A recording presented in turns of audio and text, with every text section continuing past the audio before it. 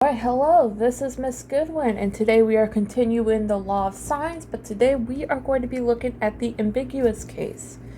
So the objective today is that we can use the law of sines to find the sides and angles of any triangle given side-side angle, or if you spell it backwards, you get a funny word. Now, if we look here, let's quickly review the law of sines. Law of sines says that the ratio of any side to the sine of its angle is equal to every other ratio of side to the sine of its angle. So what this looks like on a triangle is that the ratio A over sine of A is equal to the ratio of B over sine of B is equal to the ratio C over sine of C. Now, if you're still struggling with that, review back to my previous video and go ahead and work on some practice because you do need kind of a good grip on that to understand the ambiguous case. Both of the previous cases, as we saw before, you would need angle side angle or angle angle side. So two angles in one side. Now we are looking at what happens when we are given two sides and an angle. So now why do we call this the ambiguous case? That is because we are given this angle and this side, and then we're given a third side, but we don't know what this angle is. So that can mean anything. Now, with the information you're given, you might have one of three cases. You might have, oopsies, a side that is too short. This means that you have, let me switch colors. So if you have a side that is too short, like we see here, that would mean that you have no triangle and you are done. We'll look at an example of what this would look like when you're solving it.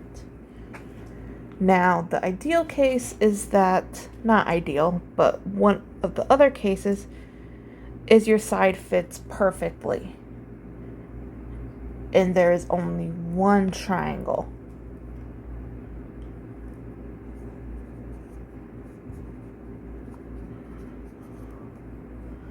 Now, the third case can be a little tricky because we don't know what angle, in this case angle B is. We can have our triangle from before, but we can also have another triangle like that.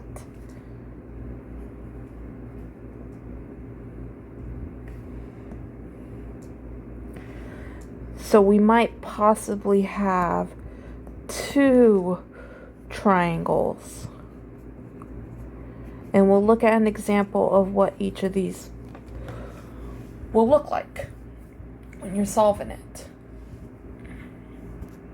So this is why side-side angle does have that ambiguous case, because you might actually have two triangles with the information you're given.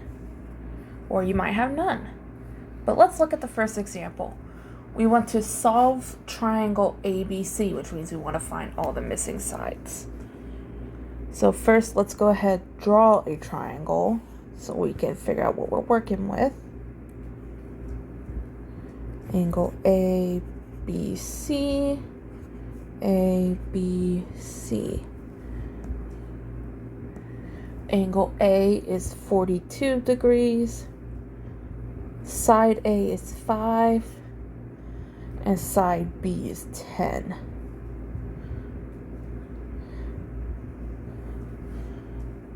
So our first step would be to figure out what B is. So you want to look for the side opposite, no, you want to look for the angle opposite your given side. Okay, so we're going to set this up using the law of sines. So we have side A and angle A. Let's use a different color there.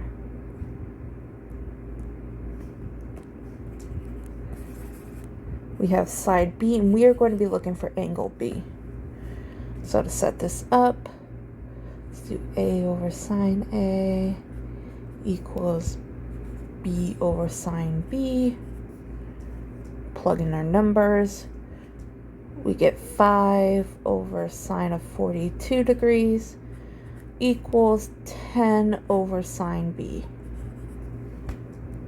Now we want to cross multiply, not erase, cross multiply.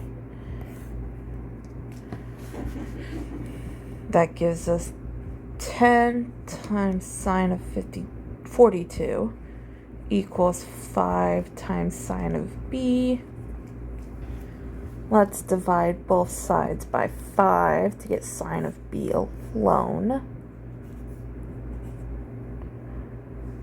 So we have 10 times sine of 42 over 5 equals sine of B. Now, if you recall from objective 4.2, to get rid of sine, we have to do the inverse sine of both sides. So we want to take the inverse sine of 10 times sine 42 over 5. Now, let's go ahead and plug that into our handy-dandy calculator. Alrighty, so I'm going to go ahead and go here.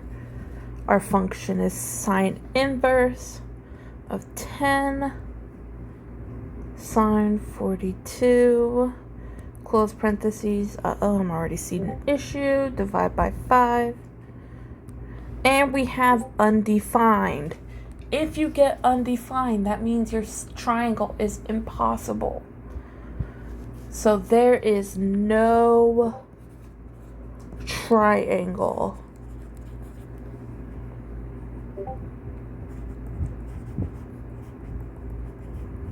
And we are done with this problem. That is our answer. So maybe for you, you get lucky and that's it. But let's look at another case.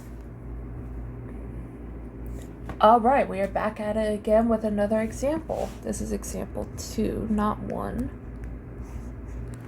And this time we are given a side of 15, an angle of 13, and another angle of 41. These are both angles. Nope, I'm a liar, that's a side. So let's go ahead, draw a triangle real quick just so we can see what we're working with. A, B, C.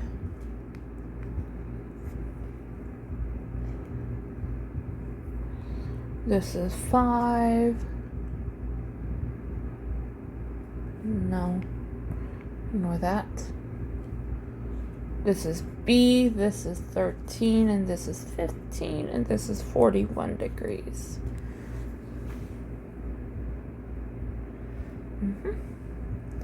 So first we are going to be looking for the angle opposite the given side.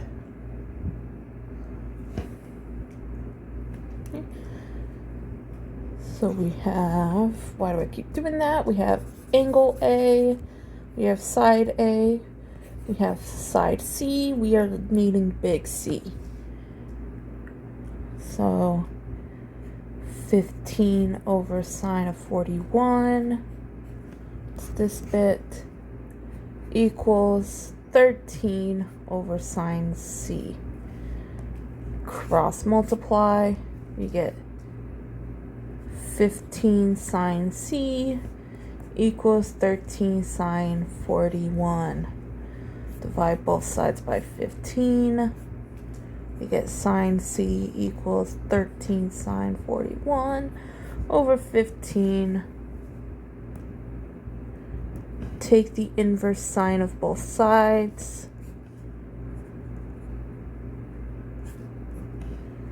And we get C equals, plugging it into our calculator, we get that the angle is equal to about 35 degrees. So angle C is about 35 degrees.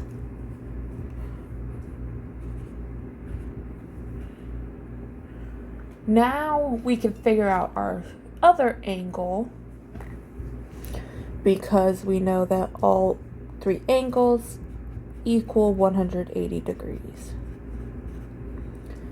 So 180 minus 41 minus 35 equals 104 degrees.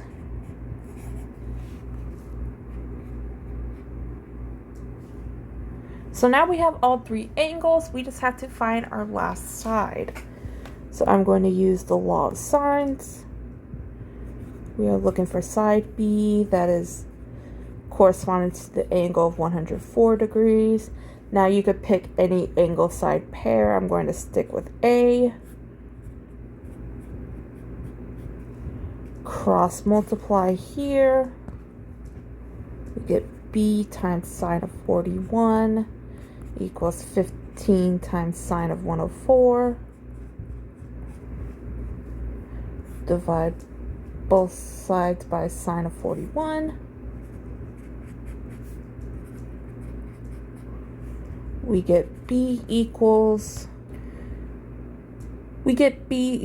22. And that is our last side.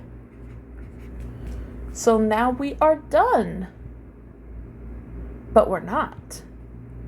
Our last step would be to check and see if we might have a second triangle. So earlier we found that C equals 35 degrees, and we are given that A equals 41.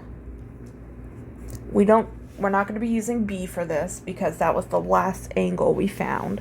We are just using C and A. Whoops. So we know all three angles add up to 180. So let's do 180 minus 35. That gives us 145 degrees. But if we add that to angle A, that gives us 186 degrees, which is more than 180. So that is not a possible triangle. So we only have one triangle.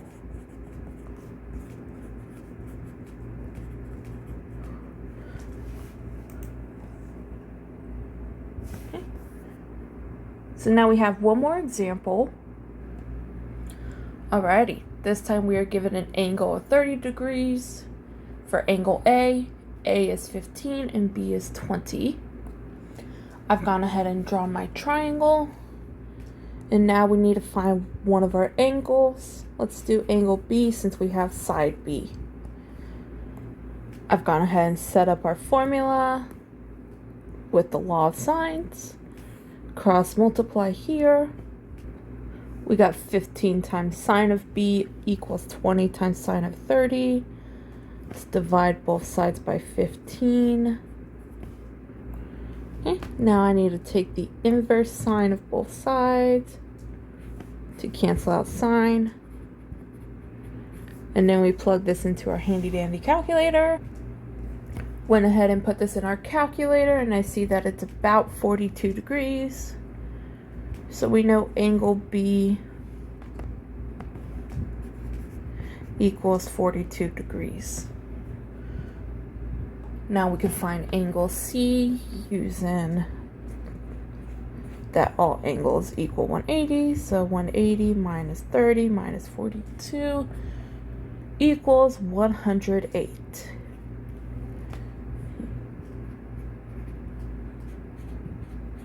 Okay. And now we can use the law of sines to find our last side. Okay.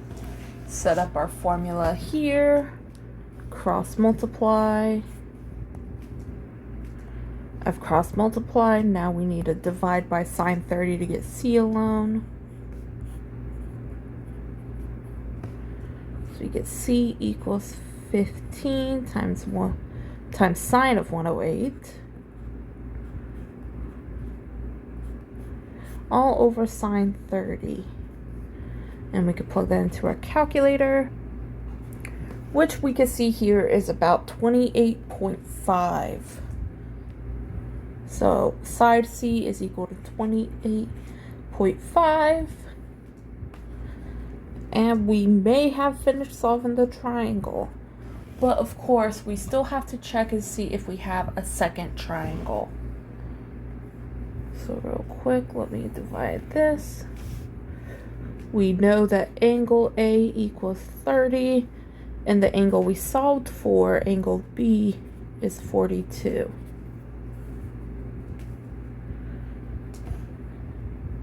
So let's do 180 minus 42, because that is what we solved for, which gives us 138, and 138 plus 30 equals 168, which is less than 180. So we do have a possible second triangle.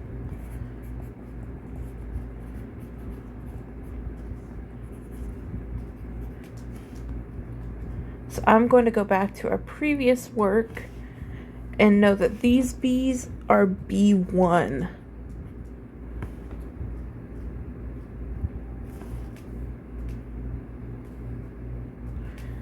So now we know B2 is equal to 138, which we'll just go ahead and repeat this whole process over again. Woo!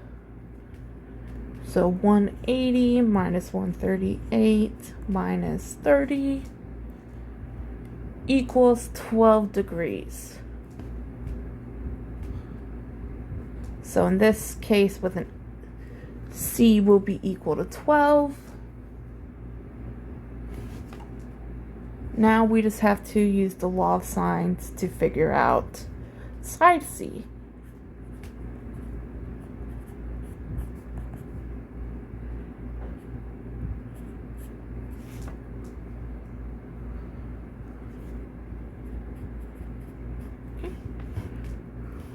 Cross multiply.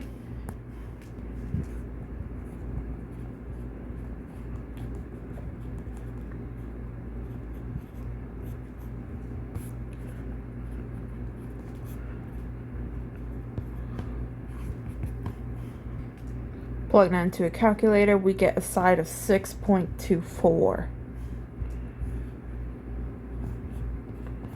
And that is our second triangle. I've gone ahead and drawn out our second triangle here versus our first triangle. Both of these are possible, and that is that. So thank you for watching. I know this is kind of a long video, so thank you for hanging in there. If you have any questions, please go ahead and ask me in class or through email or Canvas. And I'll see you in the next video. Bye!